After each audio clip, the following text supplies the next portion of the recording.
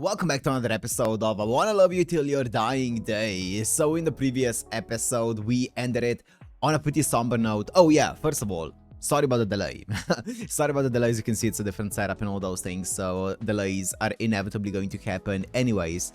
In the previous episode, as I was saying, we got to see a very interesting ending. It feels like a lot of foreshadowing, but also, I don't know if it is. It feels like a lot of red flags went up in the previous episode.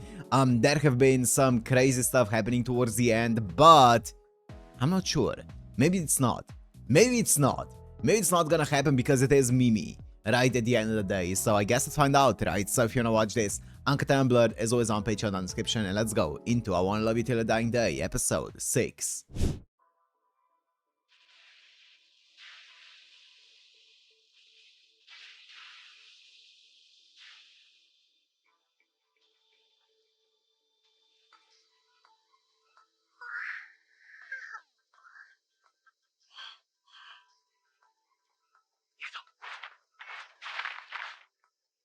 I'm nervous, man. The way that they're framing everything here feels so ominous. Mimi shouldn't be able to die, no matter what happens to her. Worst case scenario, she gets beaten up and dismembered and stuff like that, but she gets put back together.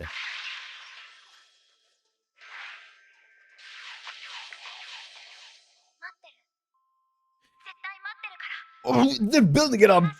I'm nervous.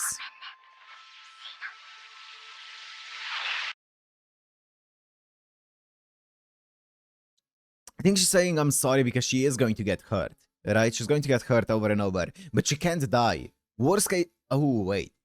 What if... I mean, worst case scenario, the enemy retrieves her corpse before she manages to heal. That would be worst case scenario, right? She gets completely chopped up, like we saw her previously, and then retrieved by the enemy. Or what if one of her parts gets retrieved by the enemy? Can she still revive? She probably can. I wonder what's the main part that she needs. Probably her head, right? I'll do it later. I really like the CG in this show. I think the CG in this show is so well done.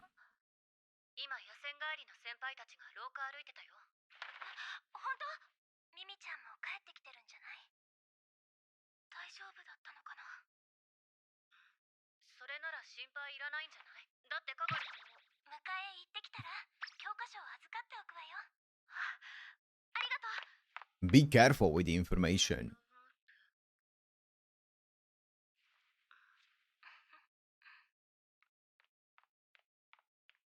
Be careful, that's sensitive secret information. Hey.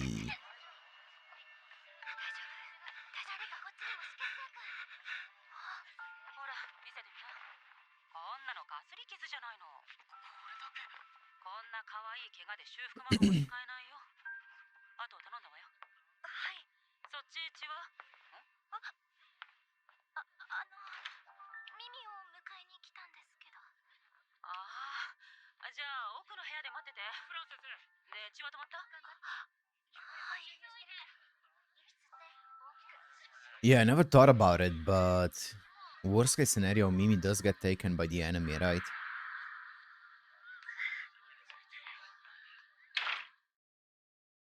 Since she can't die.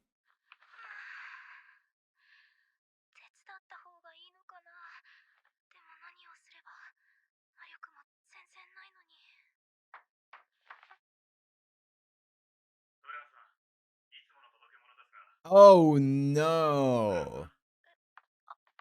Oh no!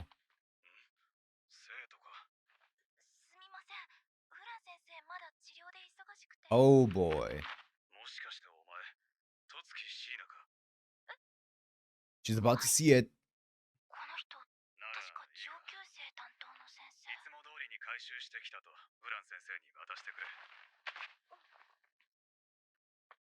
Don't look in. Don't look in.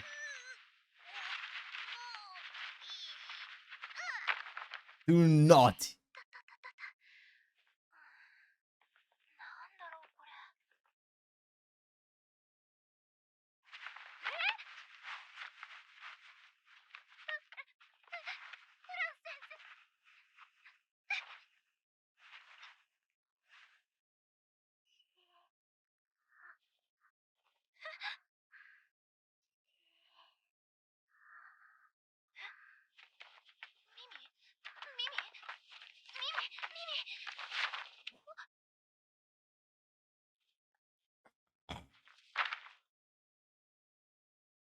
Oh, she's mostly reassembled here.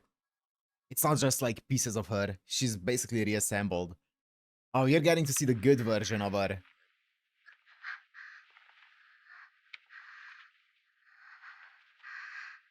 I thought it was gonna be way worse. She already got to heal herself a bit.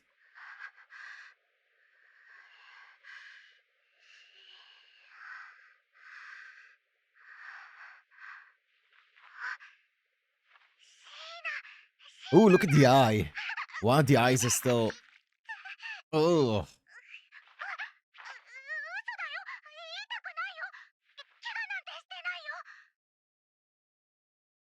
Oh, one of the eyes is still healing.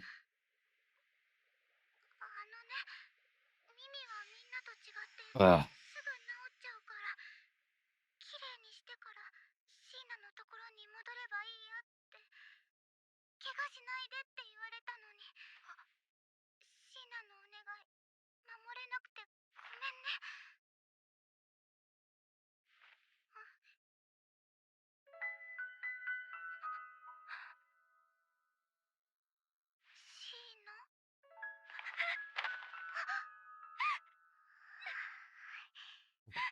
That was rough. Ah. I'm glad that she was able to see her after she was like basically all together though.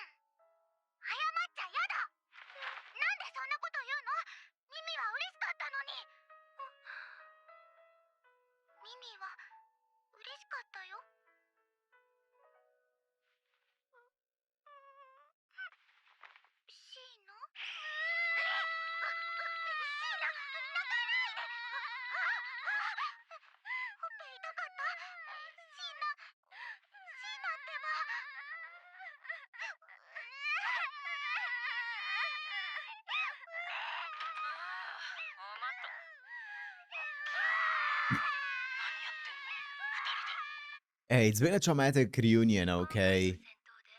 Let them be.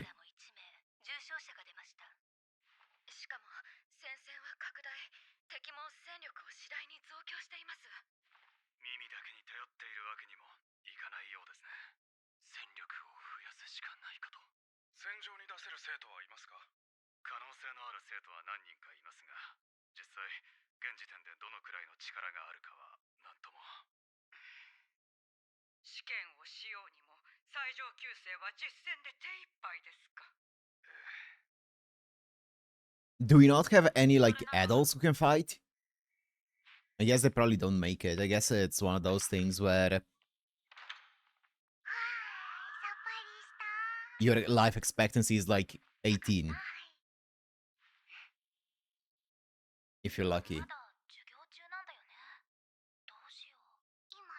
I guess they don't have like an actual army apart from these kids, right?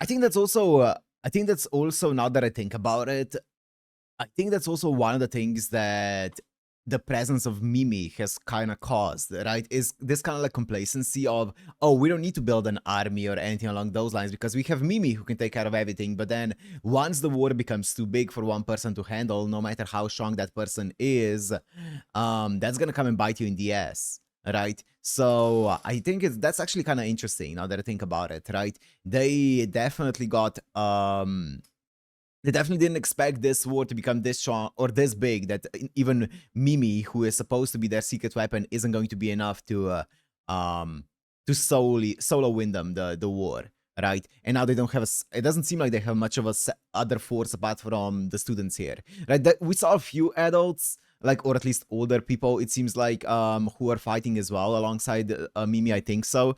But yeah, it doesn't seem like it's a big force whatsoever. It's like it's not a big army.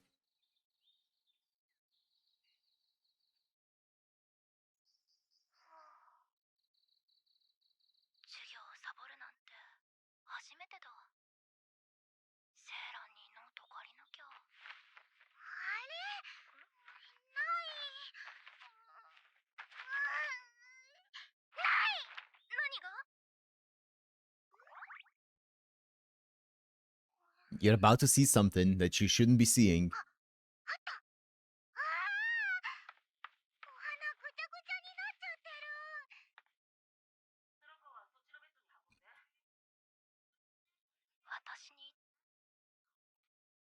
Hmm.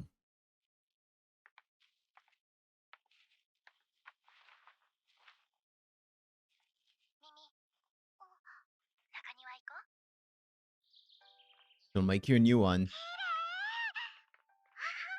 A new flower crown.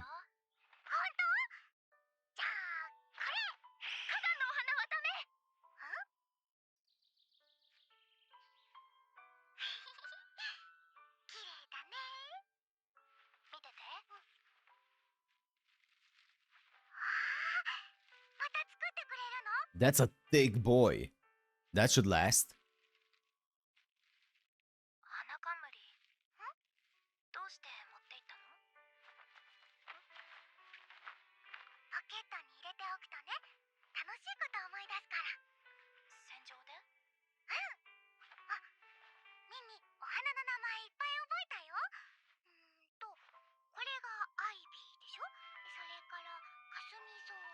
Baby's breath and blue star.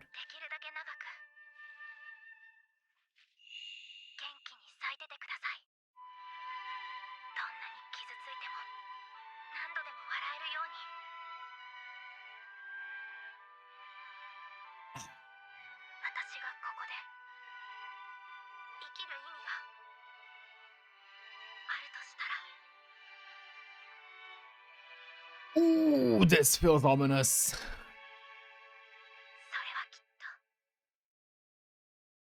I don't like that. That feels like such a big red flag. Oh, 07. That's at 1407.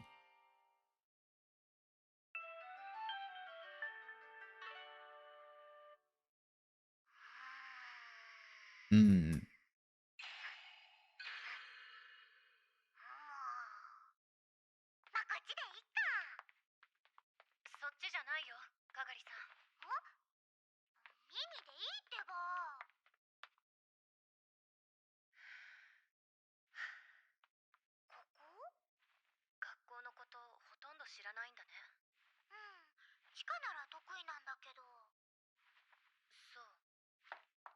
Hmm.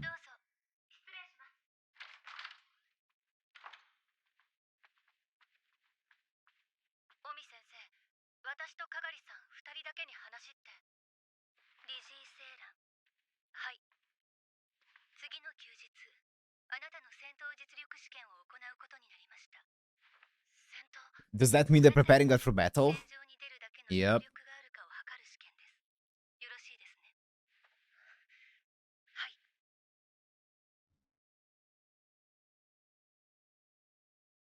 Oi.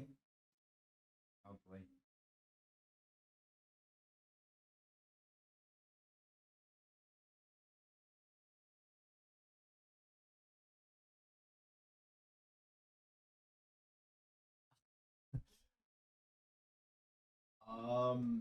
Penso že agora se pač ti ne se bo pokvaril, da se če ne bom.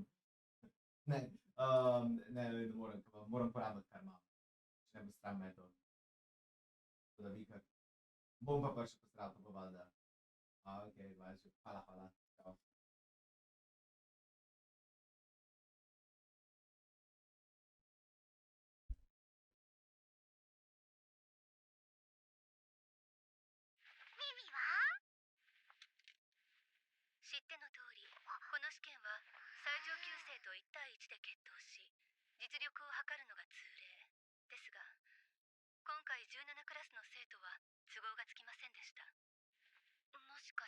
Hmm.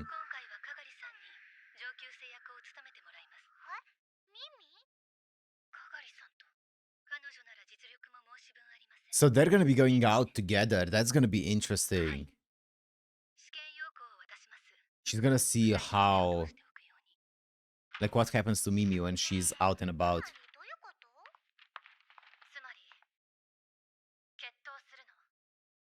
Oh, that's what it meant. I thought they were deploying them together, but I guess they will duel.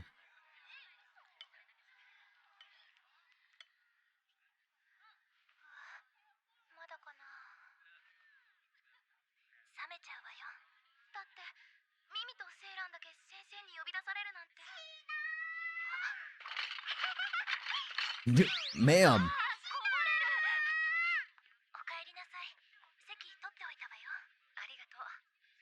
That's a cute way to save a seat.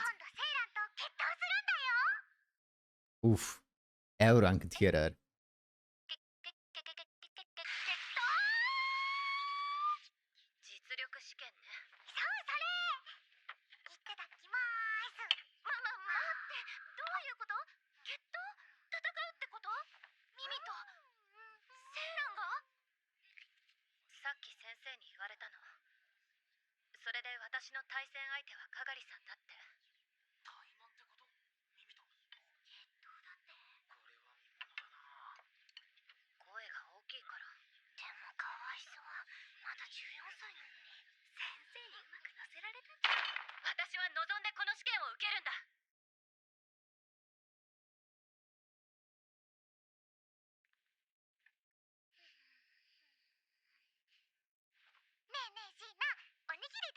I mean, they need more forces, right? They talked about it, so guessing they are expanding the people that they're sending out. At least they're trying to expand it, right? Seiran is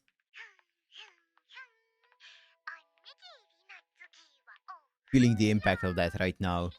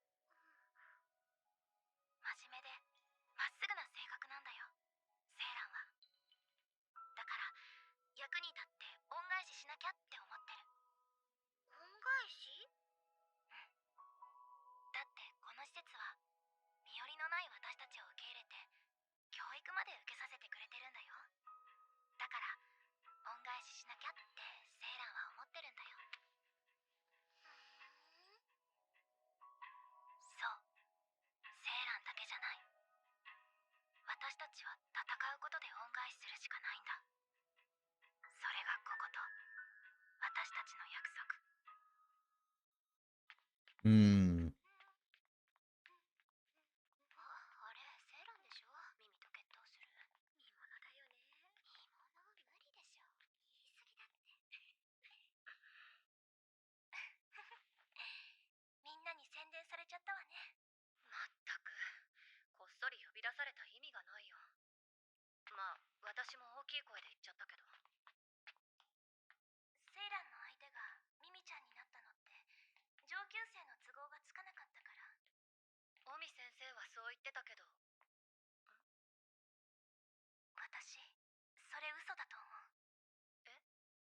Oh.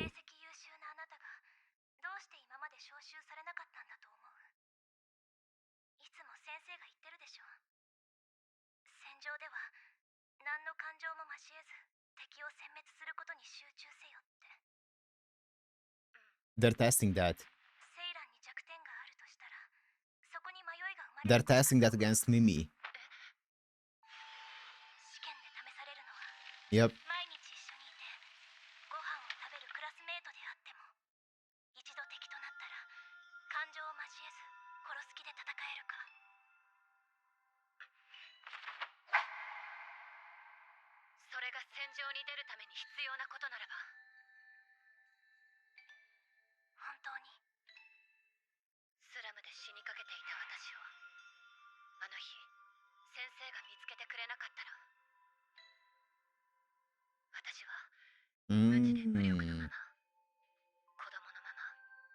But she does want to repay the orphanage. それにここでアリにも出会えなかった。セイラン、今の自分があるのは学校のおかげなの。だから役に立ちたい。恩はきちんと返したいの。だからそのためなら相手が誰だって戦う。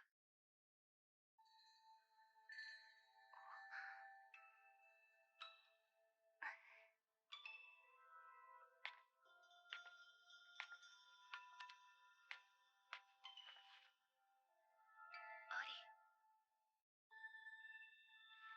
とっくん付き合うわ。ありがとう。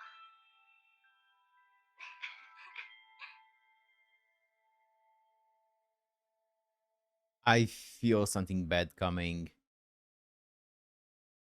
I feel like I said that a lot, but I feel like the show is just full of red flags. シーナのこともカガリさんのことも嫌いになったわけじゃないよ。私の気持ちの問題だから。 Makes sense. ごめん。言い出したら聞かないから。そっか。わかった。ごめんね。頑張ってね。お互い正々堂々全力で戦おう。遠慮しないで来てね。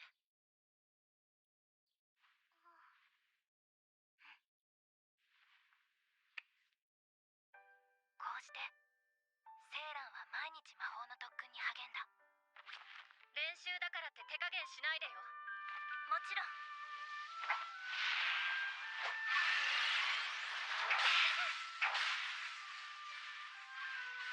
セイランはどこまでも真剣で。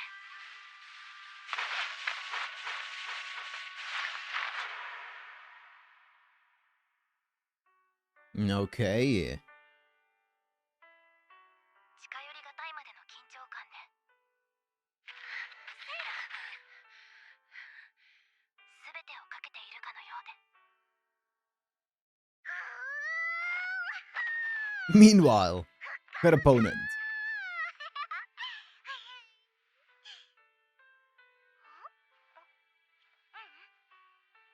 んでもない。ミミも少しは練習とか必要ないよね。シーナ。 What's she fidgeting about? のこと応援してくれる？ Of course she will. どっちも応援してる。本当？だって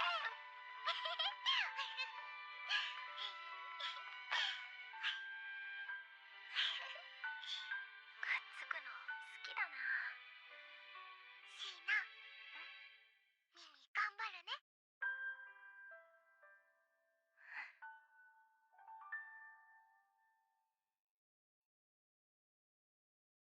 That's the end? I don't know, man. I feel like they're setting up some flags, but I've said that before and it's not really been a flag. I'm worried for Seiran. What if Mimi kills her during the duel? Accidentally. Okay. Okay, so... yeah, I have a bad feeling. What if... does Mimi know the concept of what it means to duel someone who she shouldn't be killing?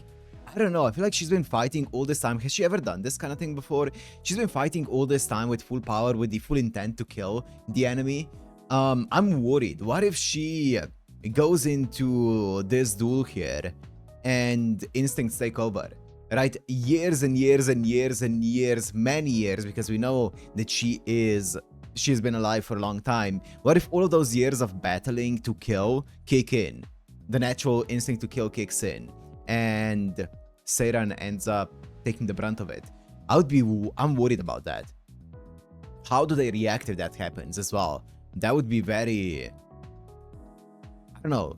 I'm worried that that might happen. I don't know, maybe it won't, right? Maybe it won't. Who knows? But I don't think it will. I think the chance of that happening is low, but I'm worried that what if it does happen, right? I guess we'll see. That would be very... that would be crazy. But yeah, it seems like they're getting more and more desperate, right? The upper brass. They need more people in this war. They're figuring out that the war is becoming too big. Mimi isn't enough of a force to drive them back, so they need to get more of the students into it, right? To help them out in this war, to push back the enemy or whatever, right? Sheena also saw what happened to Mimi, right? Luckily, Mimi wasn't in pieces. She has already regenerated enough to only be basically bloodied up and scratched up and stuff, but she has been in one piece, right? But yeah, I'm sure Sheena did not appreciate seeing that, right? That was rough. That was a crazy scene though. But yeah, I am very curious to see where this is gonna go from here. I'm nervous. They're always setting up so many ominous scenes, so many red flags, that I'm nervous to see where it's gonna go, but I guess we'll find out. For now, I'm gonna end it here. Hope you guys enjoyed. If you did, make sure to like, comment, subscribe, and I'll see you in the next one. Peace.